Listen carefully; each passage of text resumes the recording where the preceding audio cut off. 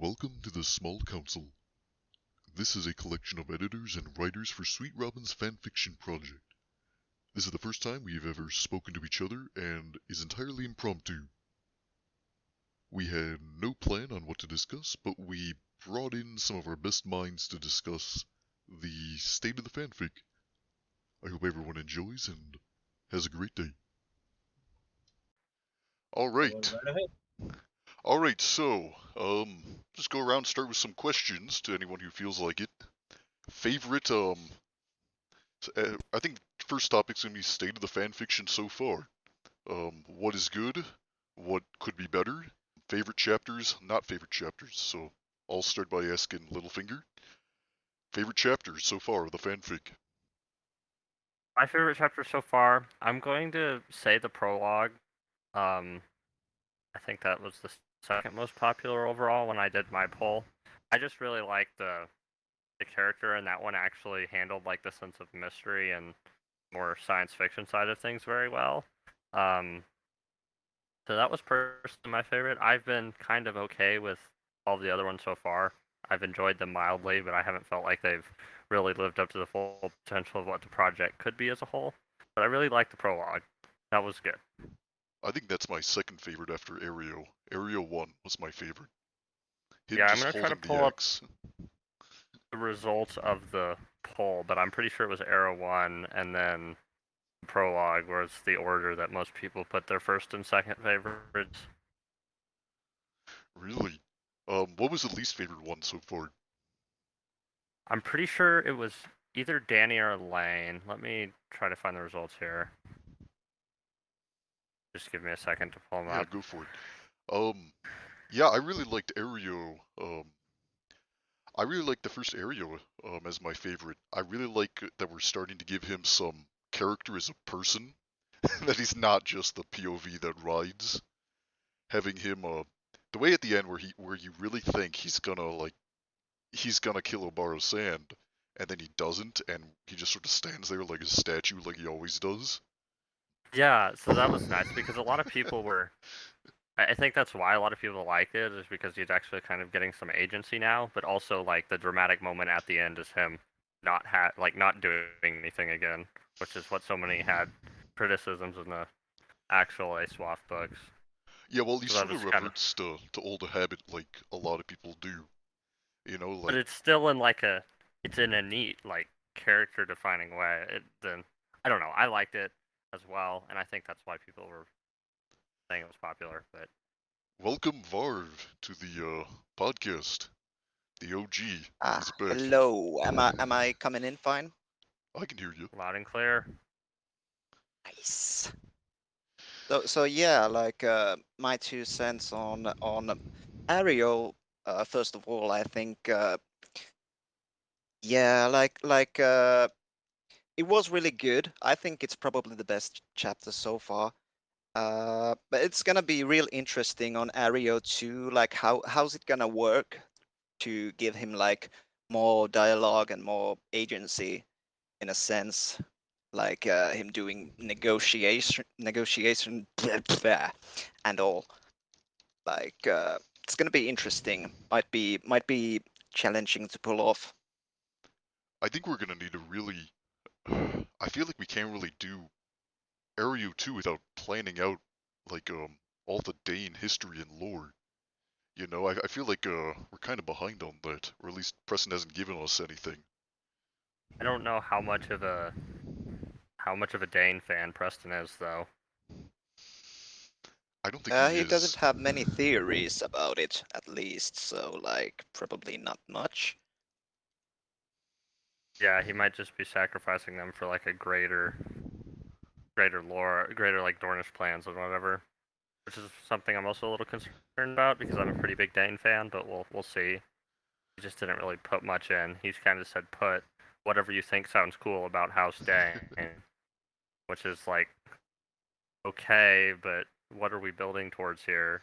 Because if you think Dane's going to be really critical with some sort of second long night or whatever, that's what we should work for versus any other theories people might have. So, Yep. So I haven't really kept up with the chapters, but where is Preston going with the whole Dorn master plan? Is he pursuing that so far? Yeah, I think so. It's hard to say because we're so much in the beginning now, but like I don't see why not, because that's probably like his favorite, at least longest theory series he's done. So I think that's pretty likely.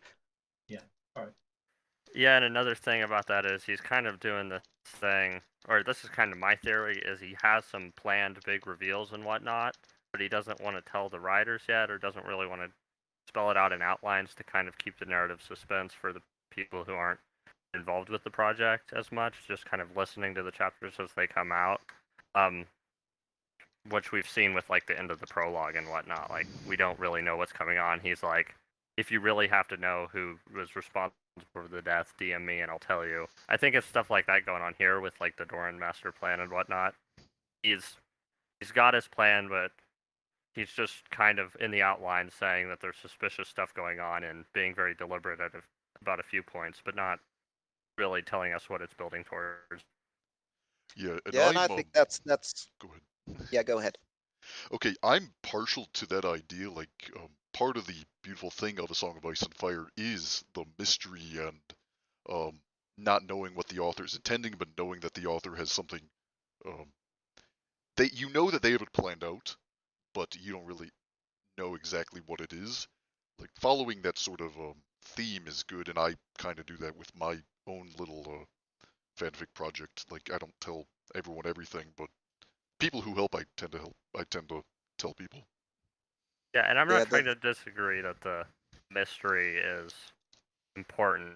It's just that I think when people are writing it, they should know what to foreshadow. Agreed. Yeah, that's a big one. That's a big one. I think like when it comes to spoilers and mystery, like it's kind of a self-selective community, and we've probably all spoiled ourselves to some extent, because like well, Preston said himself in like live streams and Q&As that like the big picture is probably going to follow his theories a lot.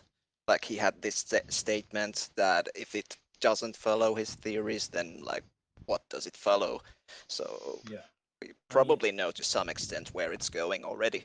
Yeah, we've had a decade of theory crafting, so it would be kind of strange if Preston just, made up his own story that deviates from what he's already talked about. Hey sis, could you up your mic volume a bit?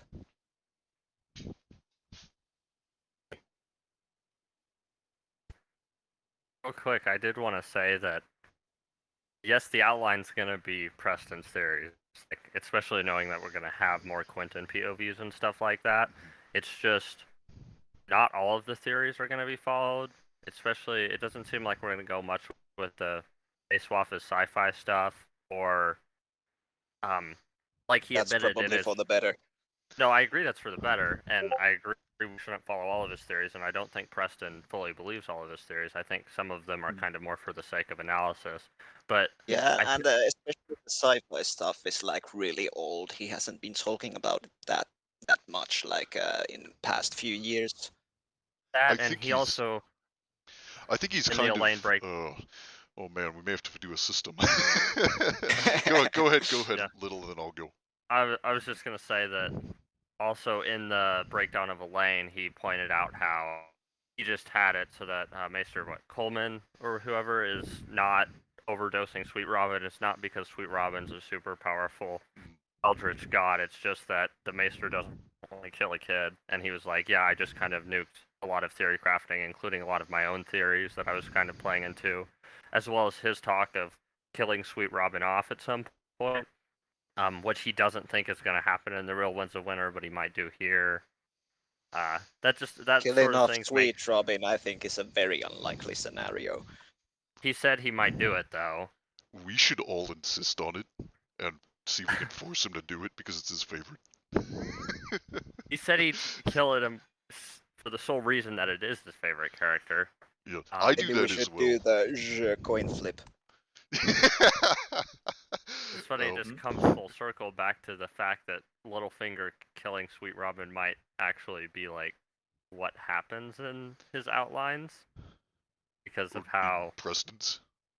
yeah, because of how full circle it's come with all that. But I digress. This kind of brings me to a point I was thinking about way back.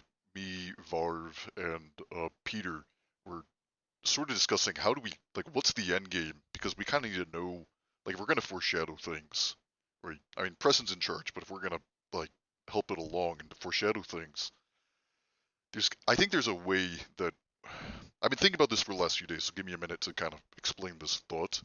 And it's kind of what Peter and Varv said months ago, is that we should focus on themes, right? Like, what is the theme for, like, Bran, and, like, he's becoming a god, and, like, the responsibility associated with that, and what has George written about that in the past, and we can design, like, we follow those themes, and then we sort of invent plot twists to kind of go along with them, because, like, there's infinite plot twists you can come up with that are satisfying, but Yeah, and themes are more that's limited. really a huge weakness in like writing these chapters piecemeal, because like we have no idea where it's going, and that's like really important for writing themes and such, because like all the characters have like separate themes in like different books. Like Daenerys has this whole like finding out who she is in like Dance with the Dragon, that like I guess has been there all along, but it's like a lot more emphasized in Dance with the Dragon. So like if we're going to like have a character arc in a completely new book, like it would be good to have knowledge beforehand on what we're actually trying to say with it. And this was one of the big criticisms and feedbacks I heard with Alayne was that her character doesn't have a theme in the chapter. Like Alayne too she was very passive. Was the feedback of a lot of other people. And that goes calling her double like for Daenerys, I think. yeah, I suppose that is sort of true. Like things more happen to her, but I feel like it's more emblematic in Alayne where you have the idea that it's not even that things happen to Alayne, it's just kind of that she's there, and then she responds to getting revealed by. She's about to respond to getting revealed by Miranda, and then that gets like swept under the rug. So it's not even that she has things happen to her; it's that she's just literally there, kind of narrating larger events, focusing on more important characters, which kind of lacks like any theme. It was more kind of on little character bits when we even got pieces of Sansa. Speaking of Sansa, it appears that Sansa is here in the chat with us right now.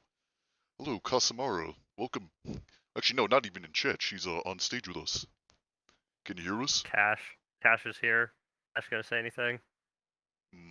She's probably figuring out her mic. Oh. Hello. Trying to talk. Oh yes. Yes, I would agree with what Time was saying. Reading the Alayne chapter felt like an exercise in Sansa not being able to either exert her agency within her own head, because she felt like she was physically being stifled, while also not being able to do anything physically, either with the sexual assault scene, or when she physically just couldn't tell Peter anything that was happening for some reason. I think part of that might have just been word count. I don't think that's a very acceptable response. I Sorry. agree with you, but I think that's probably what very over. Yeah. I think that's what Preston would say. I really think we should have split that into two. Well, I think Preston probably should have split that into two, like end with Harry dying, and then just a big council chamber, kind of like Yeah, Well, he's compressing politics, too yeah. much. Yes, So- I agree with that. Like, I think George would write Sweetrobin being crowned king in the second Alayne chapter. Like, Yeah. there is a possibility that we get a new king crowned somewhere, but is it going to happen in like the second chapter, like with on top of all the other stuff, and like attorney chapter? It just doesn't No. fit. it's just it clashes too much. Yeah, the characters don't have that much room to breathe, which is definitely something that George would do there. Hi, Lay. Who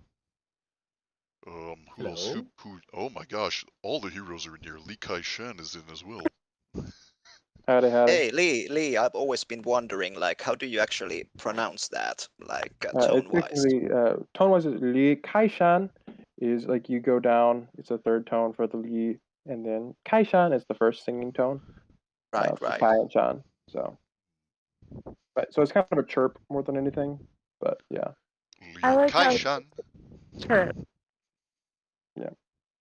So yeah, I was just wondering what you all thought of the decision making behind Brendan of all people trying to crown I was his nephew. Like that to me was like the most out of left field, like kind of nonsensical to me at least.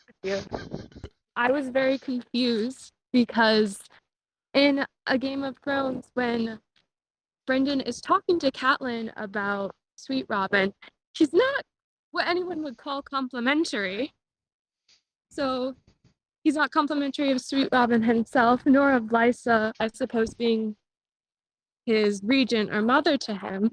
So why he suddenly has all this faith in him when half the Vale was Like ready to Lysa. crown Henry felt very out of left field Right, and and strange. so I also think we have to look at that and think, okay, so Brendan was kind of skeptical of the whole Kingdom of the North and Rivers to begin with, at least from my reading of the text.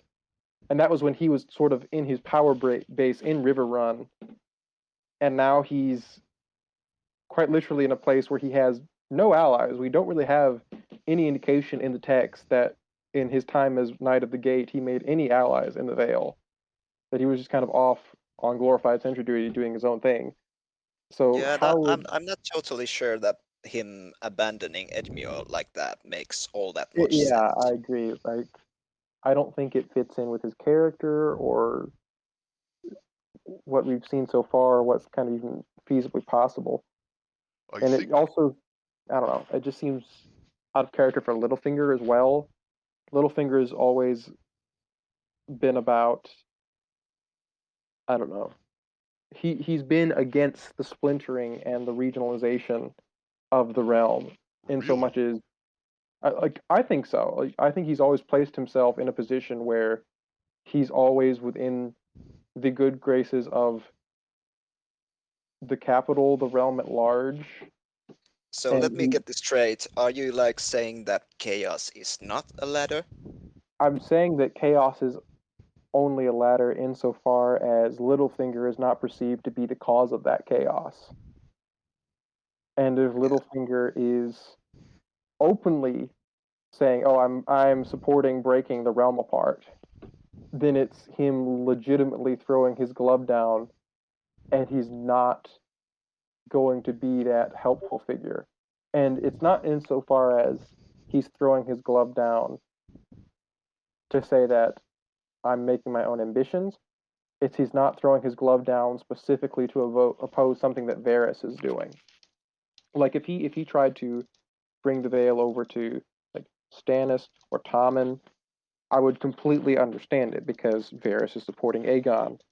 Or like even if he tried to do a whole crowning of Maya or even supporting Myrcella or something, I would get it a lot more because it would be a direct play against Varys on the quote unquote national level.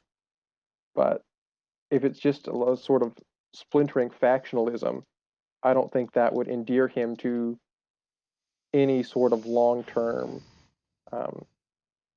player on the Iron Throne. unless he And wins. regardless of what, That's a really good point. well, I'm also trying to think about where the story ends.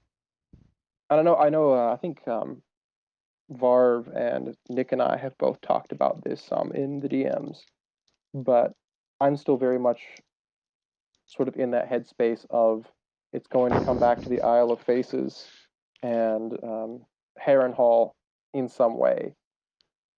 And Yeah, I'm I'm not like right. sure that's going to happen, but I Right, really do like that idea. I'm Well- not sure that's going to happen either. I But think I that think the pieces are in place for that to potentially happen, at least how they end off in. Dan, I'm sorry, Fiddle, you want to go ahead? I was just gonna say that given Preston's comments in the the video where he was talking about Alayne with Carmen, I think he said that he was having like 4 to 6 planned Alayne chapters, and the end goal for his outline was that the last chapter or whatever would happen at Harrenhal. Now he didn't think that would Yeah. culminate in some battle between like Aegon Lannister and Aaron forces or whatever, but Right. that seems the idea is that that will be a plot point that we're going to see throughout the Alayne Sansa chapters that will build up with other POVs, and that'll Yeah. be kind of the climax of this book, is my understanding.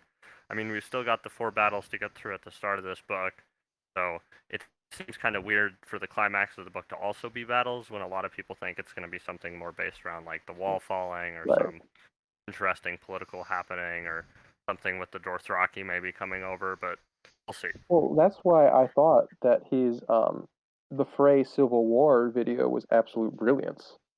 Like it justified a Vale incursion into the Riverlands, where Littlefinger is like the Lord of Harrenhal. He puts people who are indebted to him in power in the Riverlands. It puts him in a position where he can become popular in the eyes of the Vale Lords. It can directly cuck Varys's advancements into the Riverlands, and it's still Yeah. somewhat that he can spin to anybody, to even Aegon's faction of like, oh, see, I was just stabilizing the realm and just helping out, get rid of these people who are obvious usurpers, and because I'm with you, and you can spin that to Stannis, to Tommen, to Aegon. He can be something where he's like, oh, see, I'm actually helping you out and bringing order to the realm and keeping the Vale and the Riverlands on side and supporting order and justice when he's being Yeah. totally self-serving. And I also, guess. yeah, go ahead. Sorry. I guess I was just gonna say I don't really see a path forward where he's going to make it believable that all of the Vale and the Riverlands are behind Sweetrobin, when even his most ardent supporter, the one who crowned him, isn't telegraphed in that way as well. I mean, do we know what Brynden knows? Like, does Brynden know that Alayne is Sansa or any of For these sure. things? And further, Like he has going to off know. of that, He I just think came, that- so he may Wouldn't he not just know recognize her? now, but he's gonna Can we know. not He's gonna talk have over to know. one another? Sorry, guys. Yeah, sorry. Like there is there's like 6 of us, so just kind of, if you haven't talked in a while, talk up, but try and be polite. Kasamira, you were saying? Oh, I was just gonna say that Preston said that in the Q&A that he intended the whole reason for Sweetrobin to be crowned was that he was going to have Sweetrobin legitimize Alayne, and I think that's a whole question mark for me, I guess. I agree. I don't understand the purpose of that, either from the only possible way I can see that being a legitimate move on Sweetrobin's part is if Sweetrobin is so infatuated with Alayne as Alayne that he wants to be able to legitimately justify his marriage to her. But then why not just be like, hey, it's Sansa? Yeah, I mean, exactly. I don't know. Yeah, so I want to talk about that a little bit because that was my big break at some point when he had the live stream or whatever, and he was talking about the breakdown, and he said the only reason he had Sweetrobin made king was so he could legitimize Alayne. So my big thing was like, well, that you're just straight up admitting that your biggest plot point this chapter was completely contrived, but also why, like, legitimizing her as a Baelish, like, why and who does that benefit, like, at all? It could be built Yeah. up in a way that's really cool if like Sansa has a crisis of identity where she can either become a Baelish or like go back to being a Stark. Like that could be a really cool conflict, but if it's solely for the purpose of Sweetrobin legitimizing her for his own ends, that doesn't really give Sansa the agency that would make that a cool decision. That was that's something I had a big problem with. I had thought it wasn't a problem when I did my initial breakdown and whatnot of the chapter because I didn't know about that until Preston himself admitted that was the only reason he did it. So I think we're a little We'll see. overhyping that line that was his only reason. I think he had a bunch of reasons, and that was a big one. but the Because Chris, I'm not like sure that the whole Alayne ruse even like how does it work now that Brendan's there? Like especially and since she's not isolated anymore. So like how is Littlefinger gonna keep it up and like how's that gonna work? Mhm. Yeah, especially since Miranda just confirmed that the Royces are in on the deal. So if half of the Lords of the Vale are aware, there isn't really a secret. And it's also like, what does the Vale and the Royces ultimately stand to gain from just carving the realm up? I don't really see the road to benefiting at all here. I don't know. Maybe it's just me. No, Well, I think you make a good point. I don't see it either. Is the point for Sweetrobin to marry Alayne and thus get a claim to the Riverlands through Harrenhal, or But she, maybe I mean, that's possible. Well, I mean, if you do want to legitimize Alayne, I think that the road forward in that lies in her being the Lady of Harrenhal and sort of paralleling Danelle Lothston. But that's very thematic, and that's a lot further down the road. And again, Exactly. at least in the here and now, it would make far more sense for something like that to just reveal her as Sansa, to just Yeah, give and her the also claim like over the North and Riverlands. yeah, and the situation with Harrenhal, I think, is a strong argument in favor of Lee's points about the chaos ladder thing being somewhat limited, because like the whole legitimacy of Littlefinger's position where he is now, that's like totally dependent on the Lannister regime. Right, and if he's going to have any sort of, if he switches sides, he's going to have to prove that he's actually doing something to benefit whichever side he's joining. It would have to be an action that would be of such significance that it would legitimize his position as Lord of Harrenhal, where they could not possibly dream of removing his paramountcy of the Trident and the lordship of Harrenhal from Peter Baelish. And that's just something where, on the most basic level, why would Brendan ever go along with something where Peter Baelish gets Harrenhal? That's Because like funny. his sister-in-law was a Went, and Lady Manisa Went is still missing in action, and like by rights, he could make an argument for Robert Arryn to be the Lord of Harrenhal, for goodness sakes. I don't know. It just I think the biggest issue with Harrenhal as opposed to Winterfell is that for the main character who this will affect, Sansa, the POV, she doesn't have any ties to Harrenhal that are like tangible in her POV.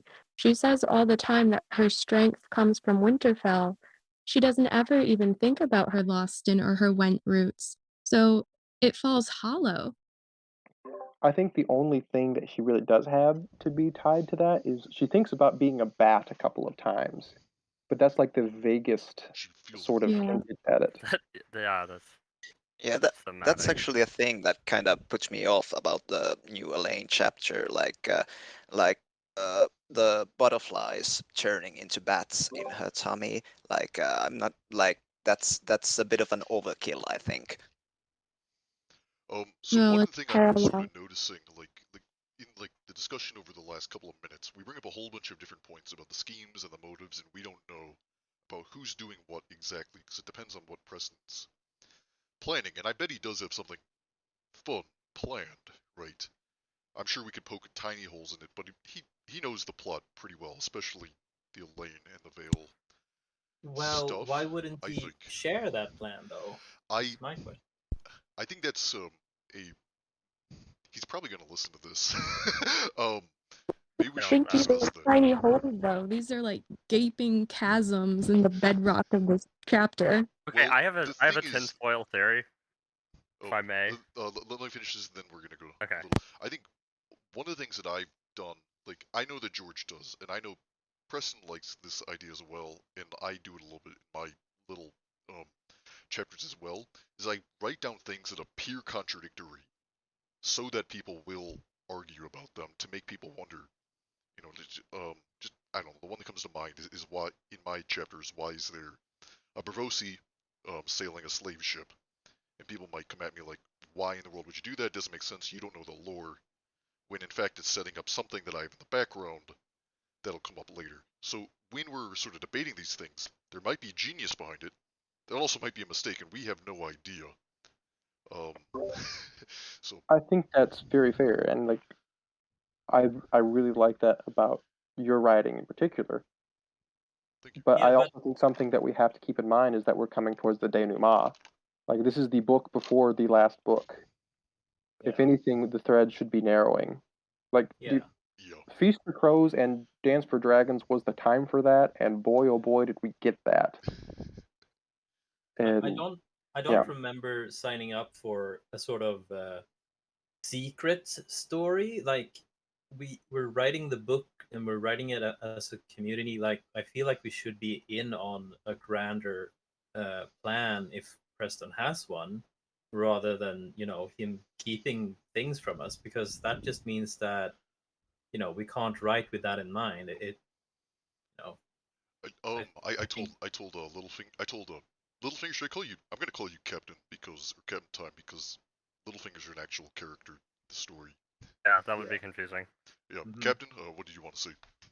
I just wanted to say I had a very weird tinfoil theory that about the latest Alayne chapter. Tell me, or about legitimizing Alayne.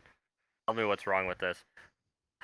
This is really tinfoil, but what if Peter could claim that Sansa is his biological daughter, and then they could, as king, Sweetrobin, even if no one believes it, could legitimize her as a Stark.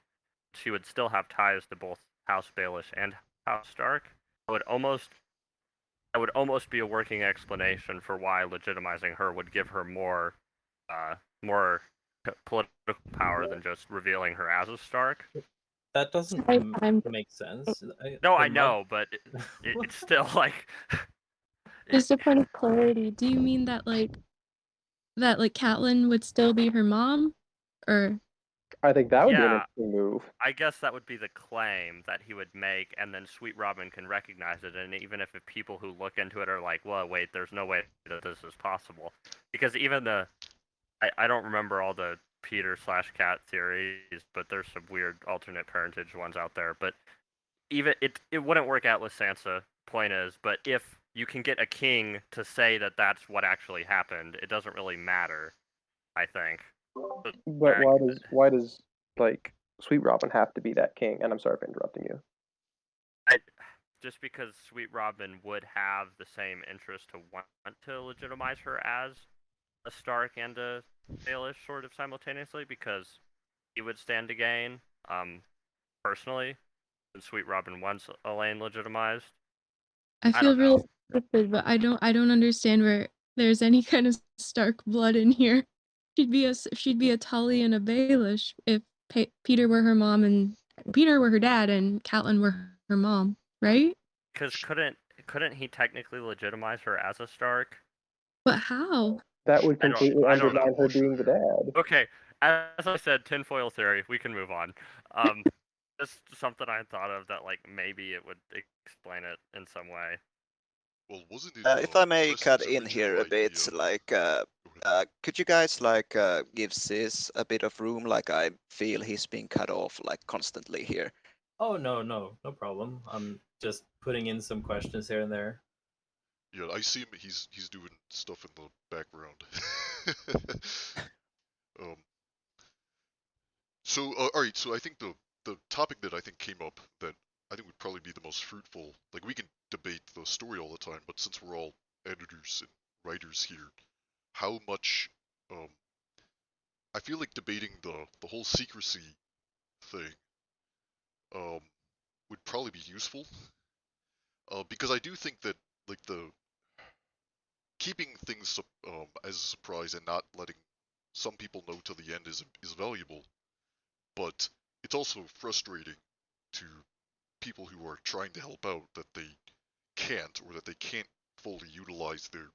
I mean, we have creative geniuses in here. We have people with master's degrees and like specialties in A Song of Ice and Fire who know this stuff like much better than I do.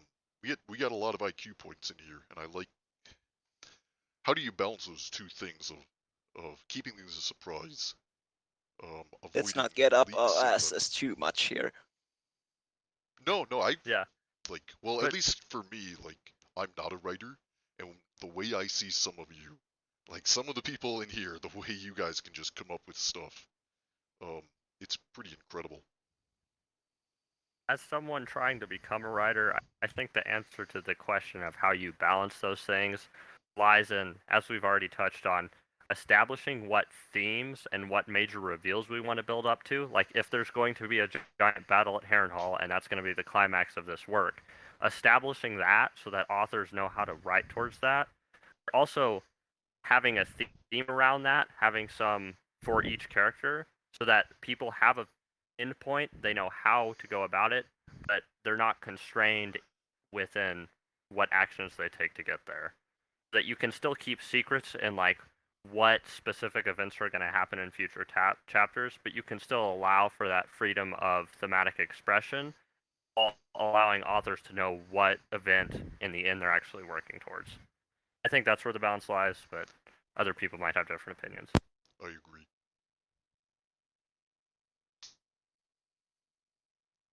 Varv, what do you think about that? If I might ask, because I know you're like a big writer guy. Think about what? Um, secrecy, like keeping things a surprise. Yeah, I But think it's a also, huge problem, and it was a real problem when writing a prologue. A lot of people were complaining about the twist being like held from us, and yeah, like as I was saying earlier about the themes and stuff, it would like really help. Like me and Sis were talking about this back in February, that it's Oh. like really hard to write when you can't foreshadow stuff. Yeah. Um. maybe you guys are yeah. good. Go on. I mean, how do? Okay, so I've been saying this several times, right? That just because the chapter is finished doesn't mean it's finished, because we should always. Yeah. I think it would be wrong of Preston to not go back and revisit some chapters and add in foreshadowings, for instance.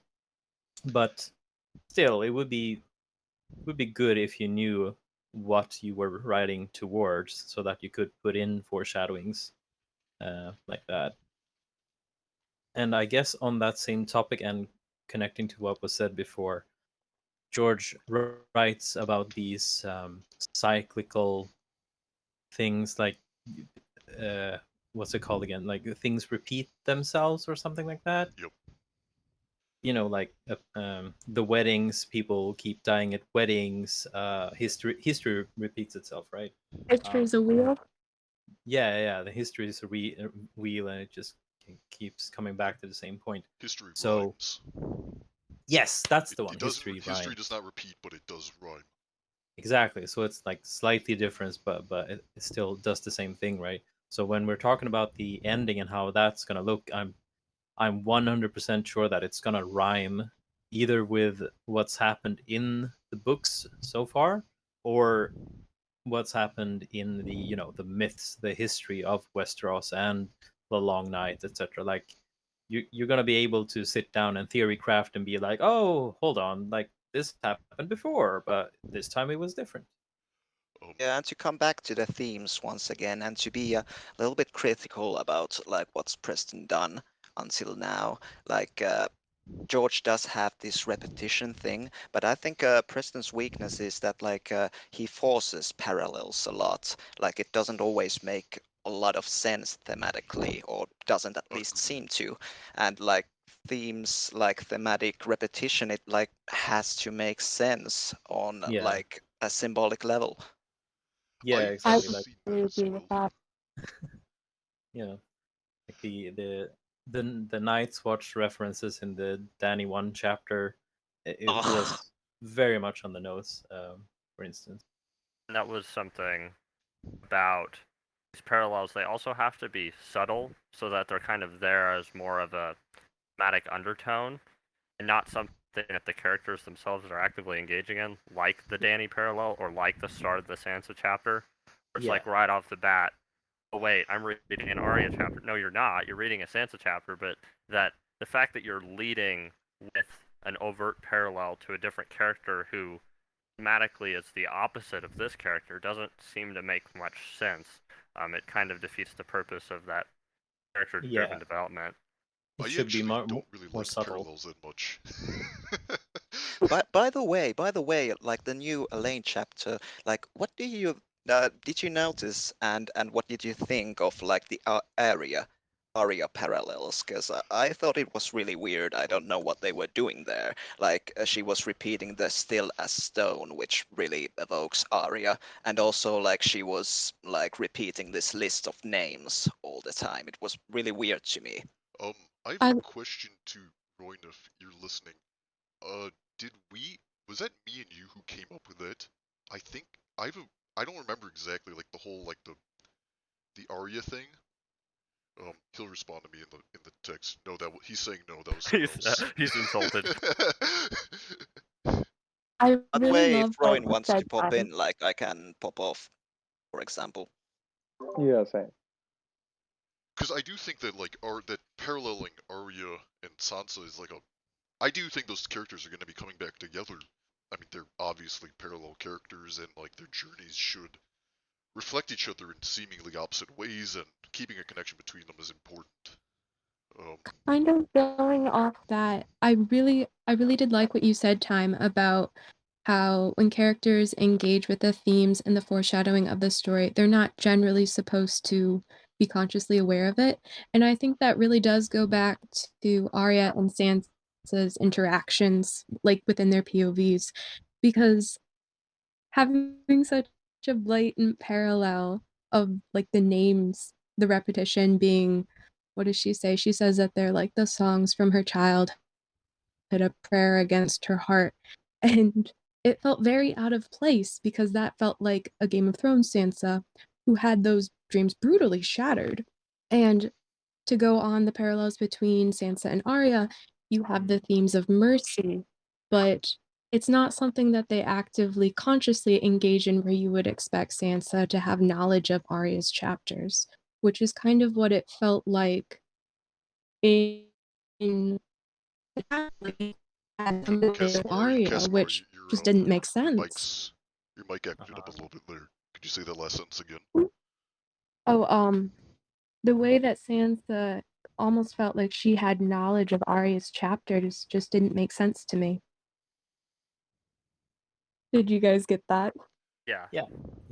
Okay. I think this comes back to the whole point of keeping the themes and knowing what theme to rhyme with and come back to, instead of, you know, comparing to the chapters that we're writing. Like, because without a holistic view of the story or the character story that we're writing, we're forced to look at just the chapters we got already, you know.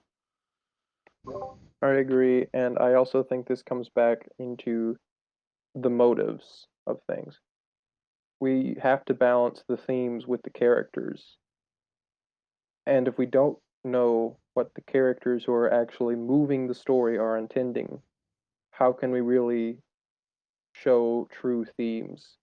Even on like the base level. I know we all love our, wider winter is coming and all that.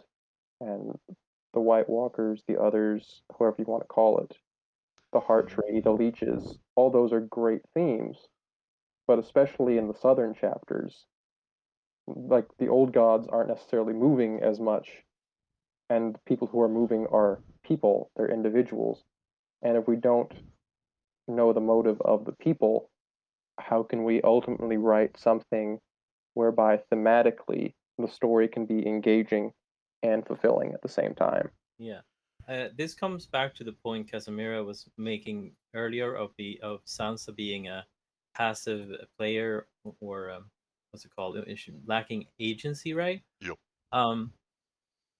It feels like Areo, to some extent, has the same issue, right? Like he's getting agency, but he has before acted, doing what he's been told, etc. Like, are you?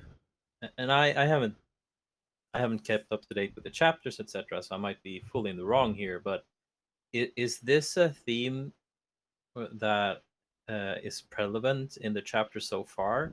That like the characters don't bring enough agency into their chapters, or Yes. I would argue that that's the case, yes. Maybe a little bit Alright. too With much Danny plot as driven, well. a little bit less character driven. Yeah, but it's hard to say if that's like deliberate on Preston's part or if it's just like birth pains or whatever. Well, That was well, funny. okay. If we're saying that it is, it's not deliberate. Like, let's just assume it's not deliberate, right? I think it could be improved by knowing what the characters, motivations are, what they want out of their story, etc. Like, for instance, I don't know what Alayne wants other than, keeping away from bad people and getting home. Honestly, don't know what I her mean, goals she's like are. 13, so. Yeah, I mean, but sure, yeah, but agreed. Like, Oh, read as a okay. story. Brandy's 7, Arya's 9. yeah, that's Yeah, cool. that's She's a kind of a 9-year-old killer. Crazy.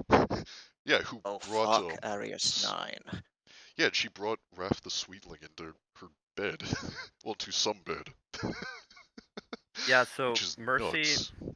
is Yeah. very screwed up, and I personally don't consider it canon until it's actually published in the Winds of Winter because of how screwed up it is. I want to think that it was like gonna get time jumped and stuff, and it would still be like at least slightly acceptable. But I mean, on it's the not like kind of she's art, planning to lay with him. She no, knows but what. it's still the fact that she's using seduction to kill an older man is just messed up as a 9-year-old. The And I fact that don't it really want works too is nuts. Yeah, yeah. Yeah. So But yeah, I that's was just definitely deliberate on George's part. Like Yep. Oh, yeah. that's fucked up, and it's supposed to be fucked up. it is, I and that's like why that I scene think though. It is a good scene. Yeah, it's a that's great why chapter. with Mercy, Arya's story is the most open-ended, like as in it could go the most different directions of any character in the Song of Ice and Fire right now, in my opinion.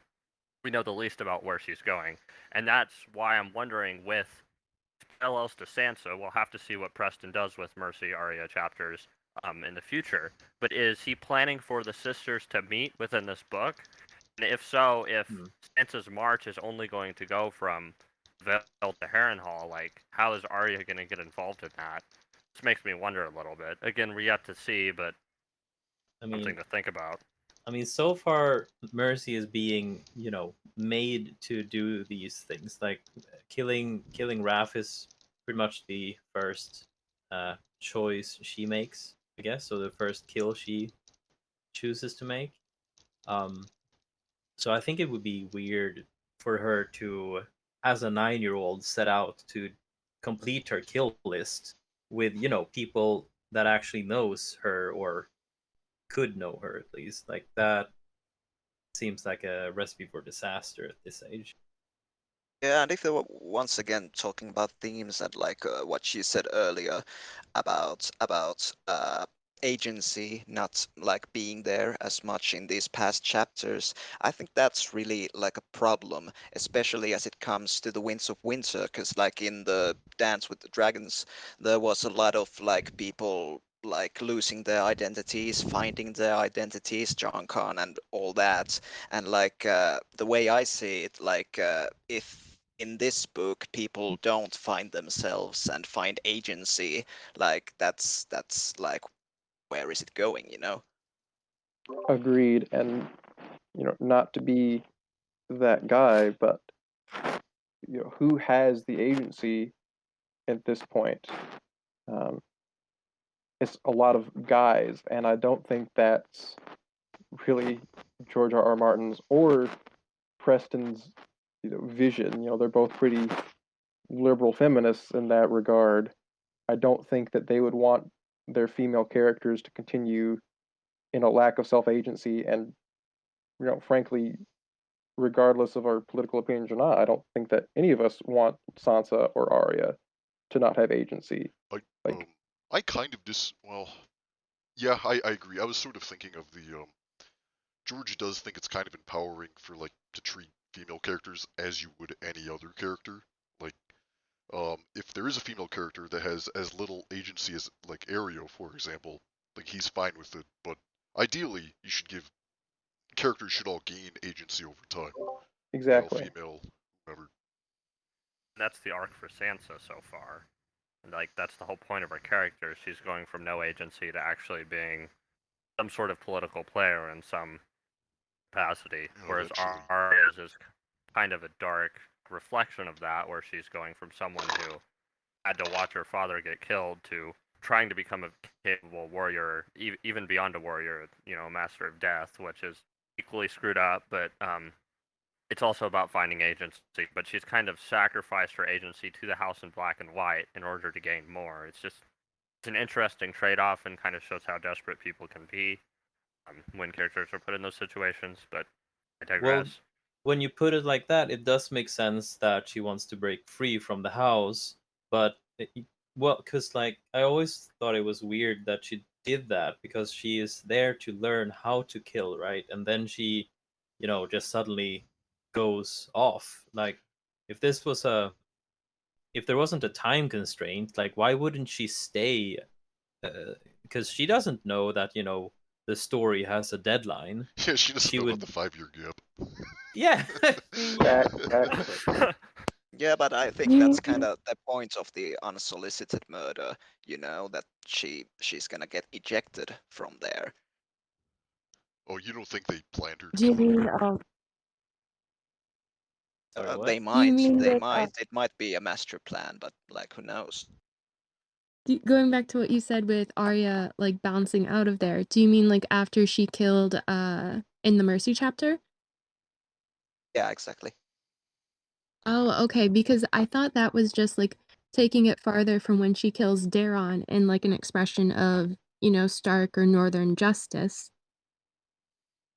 Oh yeah, Because you see that Arya hasn't truly submersed herself in the House of Black and White's ideology. She's still a Stark beneath everything. There's never any point where I feel like she's become subsumed in the identity of Mercy or of the ugly little girl or anything. Yeah, she Yeah, but doesn't believe it at that's all. kind of the points, when talking about her being ejected from the house, I think that's kind of the point, that Daron's murder wasn't as big a deal as actually crossing a name off her list, and that's big indication that she's not actually incorporating their ideology. Oh, I really like it how you said it like that. There's a difference between exacting Northern justice and crossing a name off her list, which is so much more personal. Oh, I like how you said that. Oh, and I was wrong before. Arya's 11. I don't know why I said 9. Oh, well, it's a That's little still bit young. Very young. I don't know if that's a linear scale where it can be more better. It's just wrong. Yeah. Oh no, I agree. It is wrong. It is wrong. I just meant it's exciting kind of for her character. It's exciting. Oh, I know. I was just joking with you. I'm gonna play a little bit of devil's advocate on Preston's part, because I feel like I think there is a point to be made about keeping things confidential, especially when he doesn't know any of us. Don't you think a big part of what makes A Song of Ice and Fire fantastic, what makes it interesting, is the scheme, is the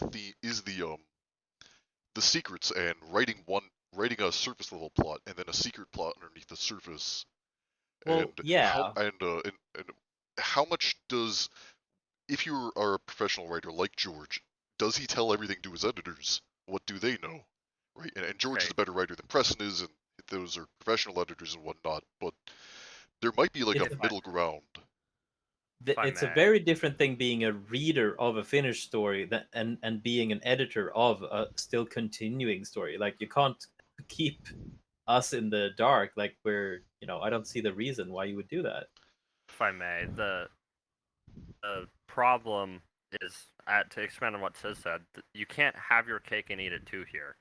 I feel like he wants people to theory craft about his story and act like this is some developing, every month we get a chapter and it adds to the story and we can think about it. But you can't have that and also can't have your fans theorize about something and also write it. Like, that seems contradictory. At that point, it becomes a theory crafting about a theory crafter, and it's like, Yeah, you and it's like, fall down a rabbit hole.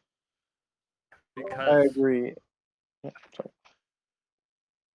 I also ahead. think it has to do with like why we're here and why it felt like we were brought on in the first place.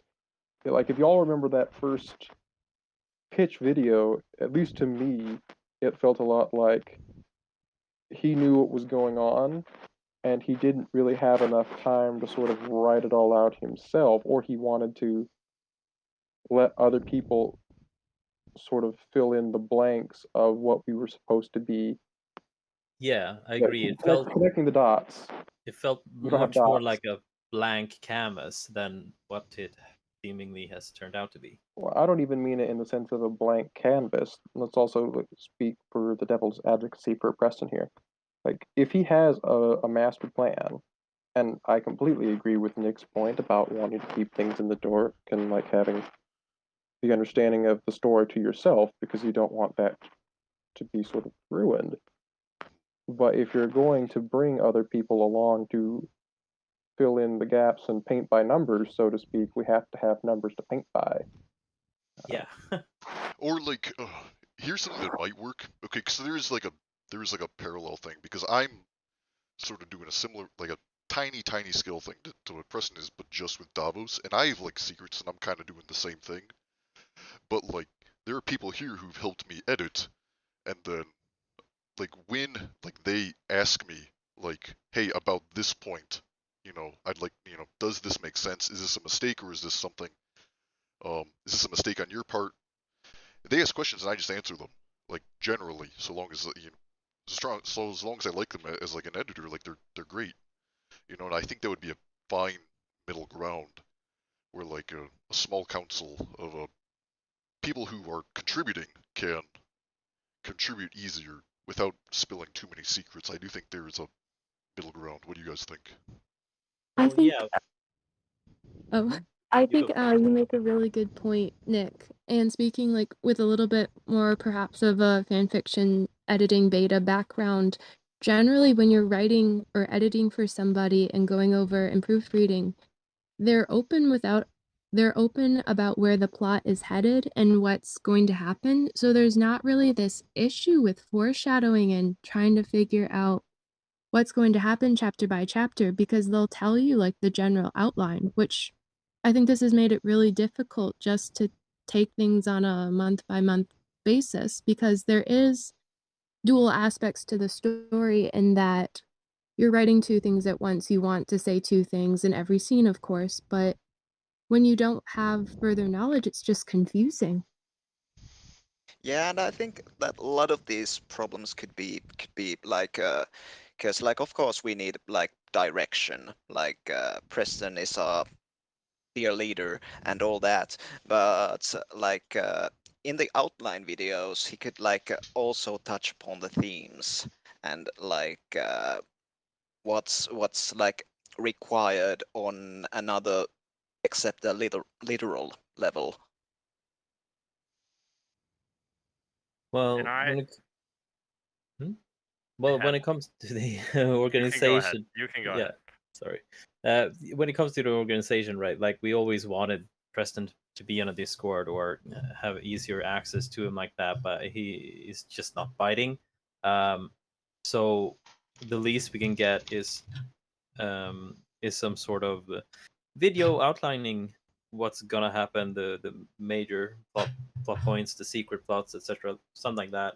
Because yeah, it just doesn't look like he wants to sit down and make a little council of people being sort of in charge of the editors or something like In that. his defense, like I've sent him like super chats like on some of the live streams, and he's pretty dang direct about what he knows, what he doesn't, what he hasn't planned. Like I asked him once about like, hey, where do you want the Bravos plot to go, and where do you want? I asked him like a few things, and he just said he doesn't know. He hasn't have it planned yet.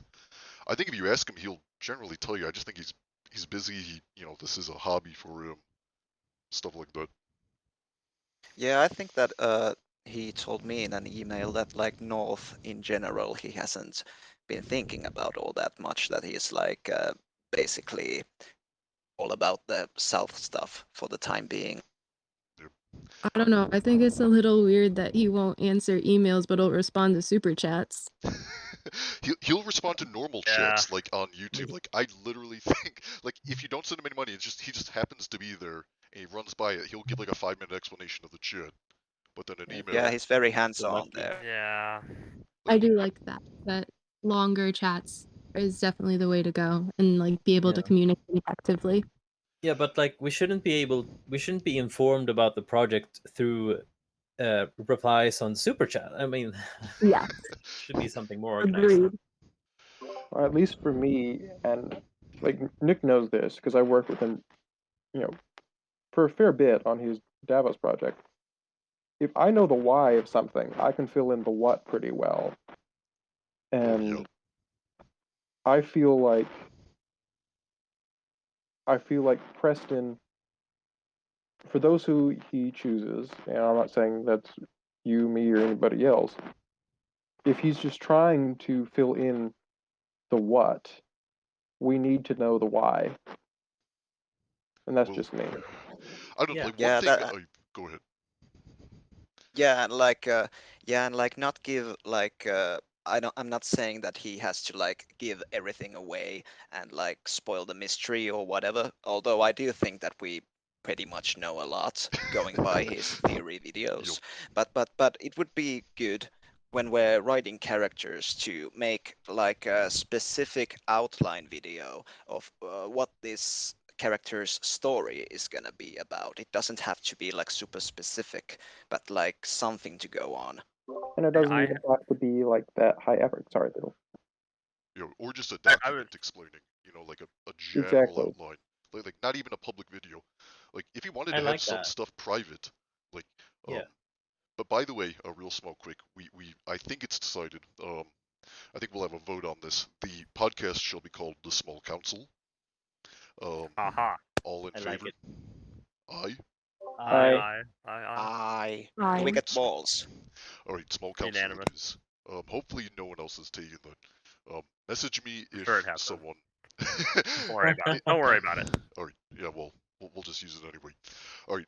Do you think if he did like a middle tier thing where he just sent out what he's thinking about in terms of character development on big term things, do you think it could be kept secret? And I mentioned Don't- this earlier. Kind of having, for every character, having like the major plot point that they're building towards and the theme that character's arc will be over the course of the Winds of Winter. So for Sansa, for example, her major plot point is a battle where they retake Harrenhal, and her character arc is about coming into agency as a political figure, or whatever, for example. And having that established for every character would allow a lot of the future dramatic reveals to be secret in ways. A lot of the intermediary plot points be concealed until we get to those outlines, but allowing authors to still have that expression where they're able to work the themes and the foreshadowing into the chapters. Or as Yeah. VCR just said, like bullet points, just anything. Anyway, I think Mhm. like something like Tower of Joy. I think we probably got to figure out what happened there, and like Yeah. especially if we're writing these like Sure. Areo chapters and we're meeting with the Danes and like, God, there's so many little things that we could, put in there. But I have mean, no we've idea alre- what Preston thinks about the Tower of Joy. Doesn't he think that R plus L equals J? He thinks Normal R stuff. plus L equals D. Have you not seen those Yeah, videos? yeah, I think that it's like pretty hard to deny all these Yeah. years later and the show basically Show. spoiling it. Yeah, yeah, I know that citing the show isn't like very rigorous, but like I'm they not did gonna have rule a one sort week of at a a time. road plan. Yeah. What'd you say, And there's Kasamira? this- I think, yeah, RLJ is canon. Like, I don't, there's no, yeah. I would go Yeah. that Fight far. every I time. would go like a good 70%. I would go Yeah. 70%. Yeah. I Yeah. still think that the Ashara Dane is beyond a red herring. I think at this point, the Danes are. Her and Brandon had a thing. Yeah. Well, if her and Brandon had a thing, the fact that we don't know the Danes' house words in and of Mhm. itself. I mean, what The could it be? sword- Could like could Yeah. it just be You bring like the dawn. Yeah. I don't know, it's gotta be Gonna be something like that. Like Point is, doesn't I think the something Sword of the Morning prophetic, has to but be yeah. there somewhere. Like the Did you Sword see of the what Morning has to be VCR something. sent? no. Sorry, no, I didn't. Yeah, he's been in the chat. Let's read out some of VCR this. just said that Preston told him RLJ, but politically unimportant, which I like, and also Mhm. seeming like we might have John staying dead. We're not sure yet, Oh. right? We're pretty sure about that. Yeah. Pretty sure. Okay. Well, I don't know. Okay, so what you need to do is you need to write a stellar John chapter where he comes alive. Otherwise, it's probably not gonna happen. Oh well, I don't have a John chapter, but I have a Melisandre chapter. Well, there you go.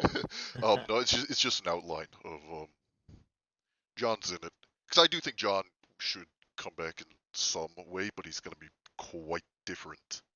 I So hope Yeah, I he's quite dead. like the idea of him just going around as Ghost, really.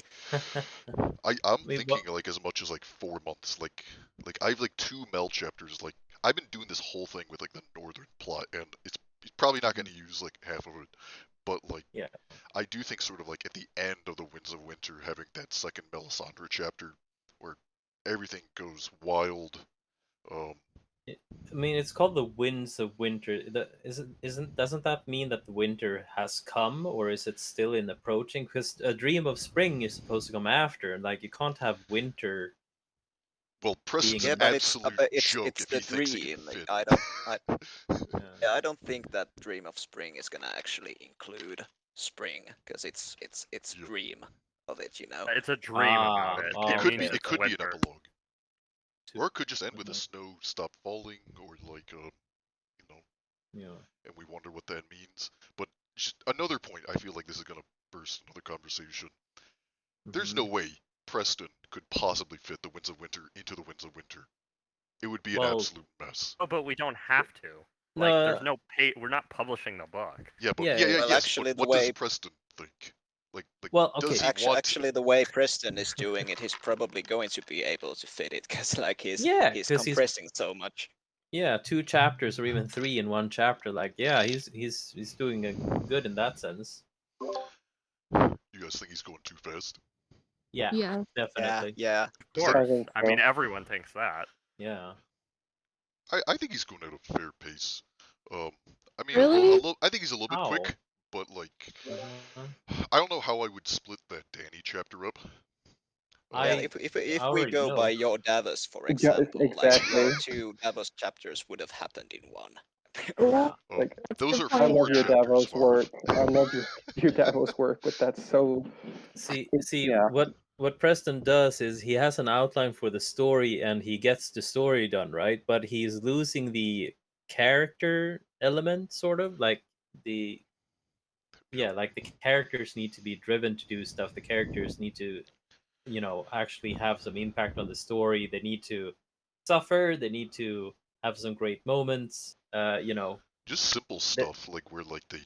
talk over dinner and like Yeah. they just sit like there's I ended up cutting it, but my favorite scene of like my first Davos chapter that I wrote way back was just 2 guys. They just sat down on a cave and they just watched the sunrise that they couldn't see because it was too foggy, and like Yeah. I got that picture and just sort of relaxed for a minute, and then the story You- continued. Just little moments. I'm kind of sorry for talking about my own like stuff, but it's just like it's been in my head so much. I've been thinking about it. No, but Oh, I that's fun. agree. Like that's one of my favorite episodes of Breaking Bad too. Like when they're trapped Fly. down in the lab. Yeah, Fly. They're just a whole Yeah, that's contained an awesome episode down there. episode. It is, and like you need these breaks in the story, sort of, where you just get to know the people. Yeah, and especially if we're writing like a book, like succeeding George's book, like Yeah. strength of George's writing, I think, is like the complex characters he writes. Like, Yes. there's very intricate politics, sure, but like it takes ultimately the backseat to the characters, I think. Yeah. I wonder if Preston's sort of doing the opposite. Is he focusing more on the politics because like that's the thing Oh, you yeah. can analyze, right? Like Yes. all the different houses of the Vale. It's easy to analyze that, but it's not as I struggle with this as well. Like, what is the character thinking? Yeah. Right. Yeah, and we And- see that in his breakdowns. He's good at throwing around all the house names, and he knows that like better than anyone. So that's what he wants to write. But he's kind of sacrificing so much other important character stuff at the altar of having all these cool house dramas, which Definitely. Exactly. works to an extent, but not to the extreme that it's at right now. No. I mean, I would I am agree. perfectly fine with him having an outline and keeping to the outline. He just needs to spread the outline in more and allow people to write about the characters, like, actually make them come alive within his outline, sort of. I agree. I think that look, like Nick knows this. I love the house drama. The house drama is what I live for, but it Mhm. doesn't matter if we don't care, and we care because of the characters. Like Agreed. Tyrion, Yep. Agreed. Tyrion for me is like the big example of this. Like, I don't like, Joffrey's side in the slightest, but I love Tyrion. And Yeah. then his scenes with Tywin, dude, Tywin is a boss. And even, his interactions with Jaime and with Oberyn, even with Cersei, you learn so much about them and you come to really love these people as characters, even if you don't like the side they're on politically. That I mean, I don't even that's like the real Cersei, strength. but I mean, she's Oh yeah, wonderful. I love the chapters. Like Cersei's chapters are incredible. Oh my god, that's so much fun. I know. Like I can't wait to Cersei get to that 4, Cersei chapter. Yeah, that's like one of the strengths of George too, like talking about complex characters, like he's really good at writing like really unsympathetic characters Shit. sympathetically, if that makes sense. Like when Chet says like the only thing that women are good for is making fun of your boils. Like when he What? says that, do you remember? Do you remember him saying that? No, I don't. I do No. actually. I just Oh reread my that gosh! passage. Like, really? I'm pretty sure he said that. I'm pretty sure I didn't. But like Chet you just says a see lot them. of stuff about one. Yeah, like I that's completely forgot about Ned saying, "I will wear this like a badge of honor," when Cersei slaps him in the Godswood. I absolutely died laughing when he said that. I completely forgot about it. That was hilarious. Nice.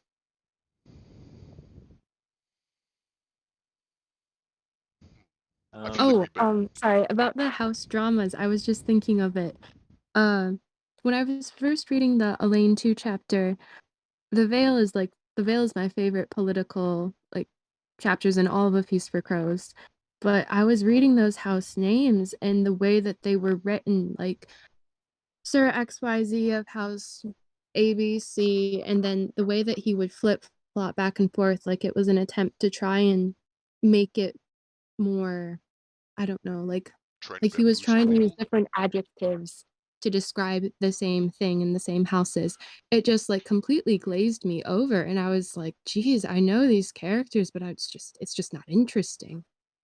Yeah, I don't know those failed houses. I couldn't do that Elaine chapter. I didn't know what I was willing to Yeah. write. I just didn't I know agree. these people and like I know enough, but not enough to to really Yeah, and write them. even coming from me, and it's my jam, my favorite stuff. I didn't like it. It was boring. Like okay, so one of the other things that I've learned while writing, and I'm new to all this, but like one of the lessons I've learned is that you have to know a lot more than you tell the reader. Like I went through of like all the Skagosi houses, and I wrote histories and lore for all of them, like where they're from, why they're there, what were they were doing in each period, and then like I went through the chapters again. And I was able to like put in these little details. It helped so much, and without knowing that stuff, I couldn't write like an Alayne chapter about all these Yeah. people. Like, what's their motives? Like do they Right. aspire to what? Like, I don't know. I didn't Yeah, send you- anything into that one. The You need Vale the- is also the places we know the least about. I'm sorry, True. Sis. Go ahead. So yeah, so what I wanted to say was that you need to write these huge backstories, I guess you would call it, just so that you can, mention tiny little details. Because like when you keep talking about these things, Exactly. you need to have the background correct so that the details don't contradict each other. Yeah, and if it's Yeah, foggy in your absolutely. mind, then it's gonna come out really bad when you write a first draft. Like, Oh yes. because I Exactly. think you'll change your mind halfway through writing, then you have to go back and do it again. Like, I think what Sis means is more that if you have these kind of, I don't know if I'd call them themes or motifs of these houses, you're able to kind of like piece it together in a way that makes the vaguest of details sound more intricate in the background than they actually are. Because if they are too defined, then it's really hard to come back and make it, well, less defined later on in the story because the characters aren't as malleable. Yeah, exactly. Like the more you know, the more you can say with less words, if that makes sense. For sure. Exactly. really, Like we all know the. Yeah, sorry. really, I didn't get that impression at all. I kind of have to like really understand the things, and then like I'll just give like a few words. No. What I mean is that you as a writer, you need to know everything as much as you can, of course. Oh, I Right. thought But you were saying mystery box writing, where you just kind of allude to something without knowing the answer. no. Okay, all right, no, I mean, good. I mean, George might be writing that, and as a gardener, that might be fine. But I don't write like that. I plan out as much as I can, and obviously you will add to that over time, etc. Like you'll add more details, but like you need the broad concept, right? You need to know as much as you can so that you can have these people chatting, and be like, oh, did you know what this house did back in the day? And like they will talk about one thing that happened, right? But that might be the third step in a however long period of time with events that lead to each other, etc. Like, and nobody's gonna sit down in your book and give a whole lecture about what the house has done, etc. Like you're gonna get snippets of it, and like you Well, have let to me plan. introduce you to Davos One, A Dance with Dragons, where Huh? where he just goes on and just talks about Ned Stark for 3 pages. Davos is kind like, of go Ned off Stark of was that. here, and then he just blah blah blah blah blah. I mean, I think sometimes, what Sis sure. might be saying, oh, sorry, I think what Sis might be saying is that you want to have a sketch in your mind, but it's the minute details that both matter the most and matter the least because you want to be able to adjust them as you write. So you have a greater outline, a relief in your mind of this, what it's going to be in the future, but you need to be open to like the changes as things go along. I don't know if I'd classify myself as Yeah. a gardener, but the way you write, you just have to be open to things going in certain directions you didn't expect. Oh yeah, Yeah, definitely. stuff definitely happens when you write. Like you can't like anticipate it all. Yeah, but that's true for an architect as well. Like you start building and then you find out that the foundation is poor and you need to, adjust to it. Like you need to rewrite a little bit. Yeah, for sure. I've done that. I think we're mostly in agreement on all of Right. that. One thing I sort of thought about this before with gardening versus architect. To create a story, gardening is wonderful, but once you're kind of closing it up, you really have to architect. I don't think Yeah. you can't garden your way to a finish. I think you Right. need to know exactly what you're going. Like, what's the conclusion to the Bran plot? What's the conclusion to the Sansa plot? Like, all these themes, and kind of like have a pretty solid outline, and then kind of once you have the architect there, you kind of can hang up the walled gardens or whatever. I Then mean, go hopefully forward. hopefully that's what the publisher has given George for these 10 years, right? Like he's given him a few architects to cut down the weeds, etc. I think George And knows more than we think. I think he has a My pretty thing dang is- good idea on the ending. Yeah, I I think hope he's so. had some idea from the very beginning. Like it's not really possible to write the intricate stuff he writes without like having some idea where it's all going. Like mean, he I think he Agreed. knows where it's going. It's just that like Yeah. he's cast the net so wide that it's like really hard to tie it all together. Yeah.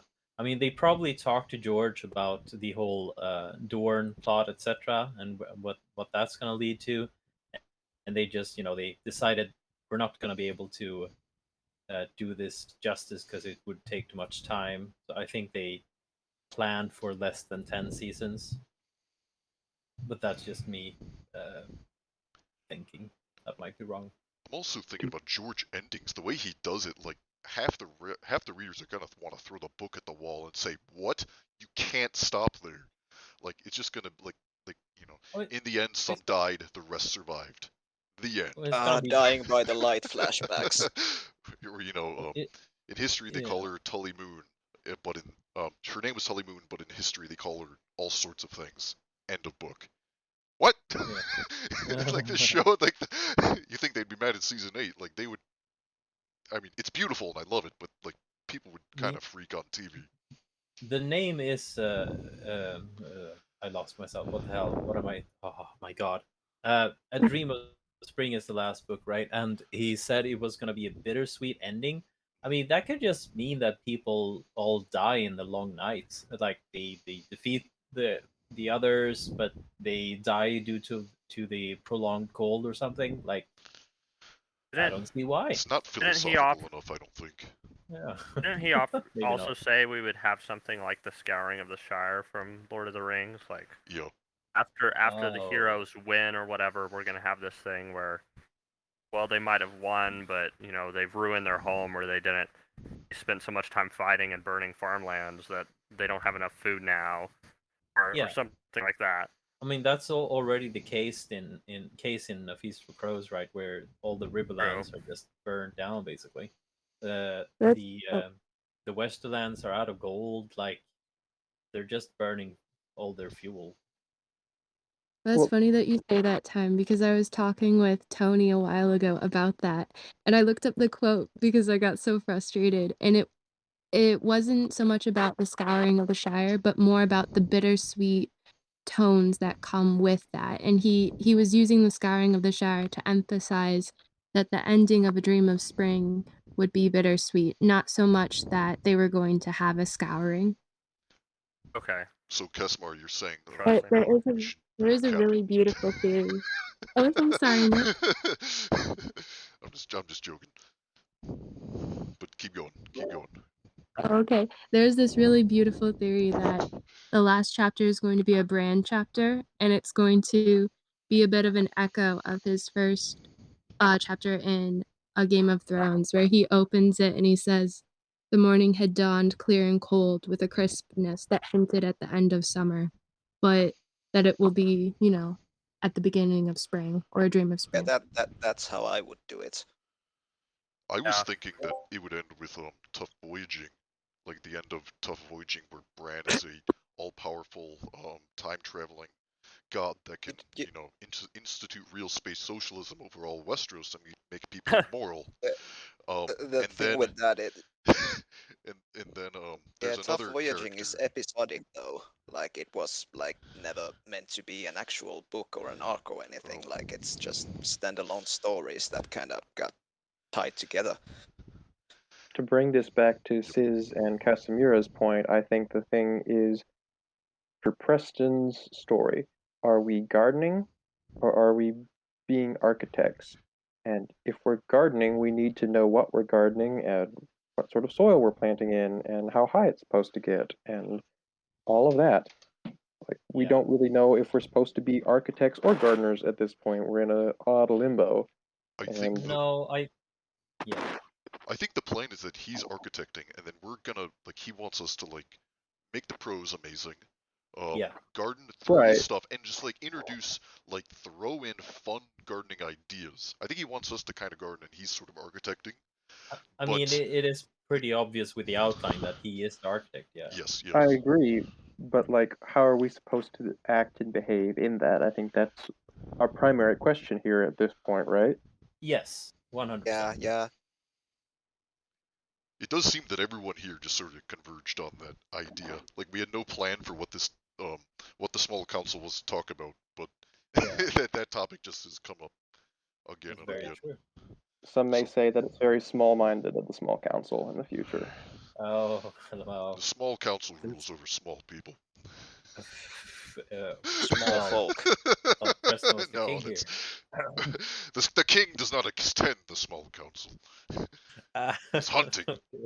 Wow. Actually, I did invite him. I sent him an email, but he said, "Dude, it's gonna be like 5 o'clock in the morning. Like it's 6:30 in the morning for him right now." So Does he start streaming does he in answer? the early morning or How something? do you get answers to his emails? I'm just wondering. I don't Yeah. send him much. Like I don't bother him very often. I've sent him 4 or 5 emails, and he's never answered any of them, and they've all been like fairly important. Yeah, might- to it might Siz's just- question, it's like he starts streaming like early morning for me. When I get back from work, I work night shifts, so like it's probably like before noon for him, but not Yeah, quite so- like so early The morning. time Alright, the alright. time zone in Taipei is exactly the opposite of Eastern Standard Time in the United States. So if it's like 6:30 here, it's 6:30 in the morning. Like so he's probably like waking up, like probably now getting Hmm. coffee or whatever. Yeah. That's funny. That's exactly how I think of it too. I'm just like, oh yeah, it's opposite hours. Funny. You Well, know what he anyway, should if really he- do is he should probably come back to the United States to be more convenient for us.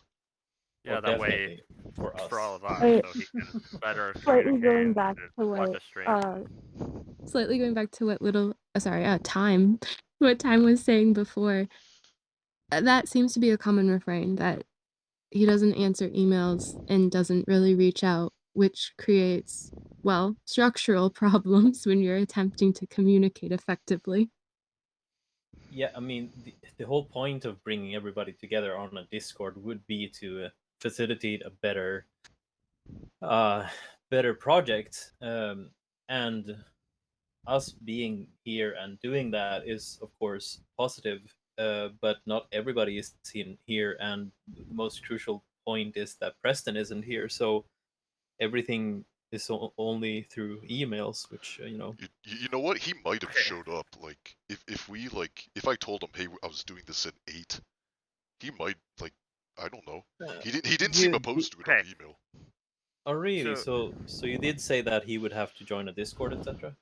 No, I told him. I just told him like last night. I was like, hey, I should probably invite you out of courtesy.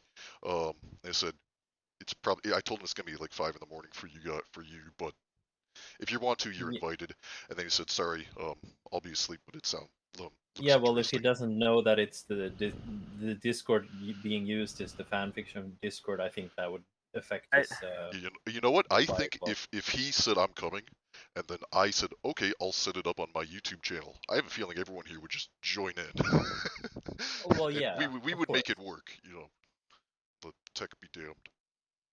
Yeah, and back a little bit about the points you were saying of Preston Jacobs joining the Discord. Like, he doesn't have to, and there's kind of legal reasons that he might not want to get involved with the Discord. Yes. It's just Really? yeah, because if you have a Discord about a creator, then something bad happens on the Discord, then now the creator might be responsible or whatever. Oh.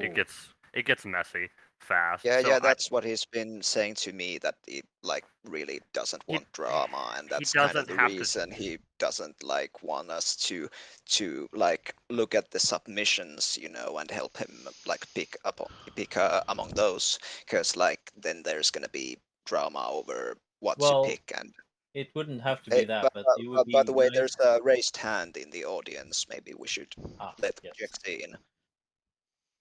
I don't know how this works. Time, do you know? Let's see. yeah, I'll do it real fast. Can you hear me? Yes, we can hear you. Yes, we Welcome. can. Hello. I just gotta put it on speaker. Looks like he Oh, cut he out. just disconnected himself. That was Yeah, Jessica. he's Okay, coming he's back. raised hand. Bring him back. Yeah, sorry, I accidentally left. No, I was trying to put it on the speaker because I got my phone to my ear right now. No, but I guess like I don't know what he's doing because he's out of work right now, right? Well, he's a stay-at-home dad, and that's a lot of work, I think. Yeah, taking care of the 4-year-old kid, is it? I think he. and Rumor is he something has like that. another kid now. So cool. what's your favorite chapter so far? Latest one, Alayne 2. Really? What'd you like about it?